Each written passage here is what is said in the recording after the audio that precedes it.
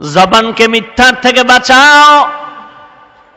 একজন নবীর কাছে গিয়া কয়, নবী আমি তওবা করার জন্য আসছি, আমার দুইটা দোষ।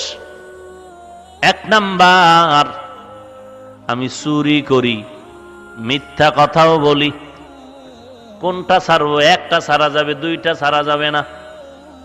রাহমাতুল লিল আলামিন বলেন, রে ভাই তুমি চুরিও করো, মিথ্যা বলো? বলে হ্যাঁ। বলে তোমার চুরির নিষেধ করলাম না, আগে বললাম তুমি মিথ্যা কথা বলবা না। চোরায় কি খুশি যে আমার চুরি বন্ধ করে নাই, মিথ্যা বন্ধ। তাহলে আজকে বরকতের চুরি হবে, কারণ নবী যখন অনুমতি দিছে, তাহলে আজকে চুরি হবে টাইট।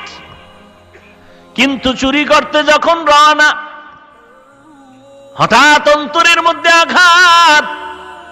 আমার চুরির খবর যদি কেউ জানিয়া নেয়, আমারে যদি কেউ ধইরা বলে তুই চোরনি, নবীর সাথে তো আদা দেওয়া, মিথ্যা বলা যাবে না। যখনই আমি সত্য বলবো, হ্যাঁ আমি চোর, কেমন ফিডা যে খাবো, তখন তো নবী আসবেন আমারে তরাবার লাগি। দৌড়াইয়া নবীর দরবারে হাজির,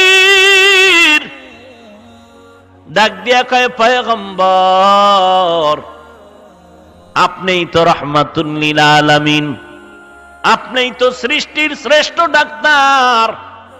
আপনার প্রেসক্রিপশন দিয়া গোটা জগৎ চলবে, নতুন কোন ডাক্তার আসবে না, প্রেসক্রিপশন দিবে না। আপনি এমন একটা ঔষধ আমাকে দিয়েছেন, চুরিও করি, মিথ্যাও বলি, আপনি ঔষধ দিলেন, মিথ্যা বলা যাবে না। অটোমেটিক আমার চুরিও বন্ধ করা ছাড়া উপায় নাই।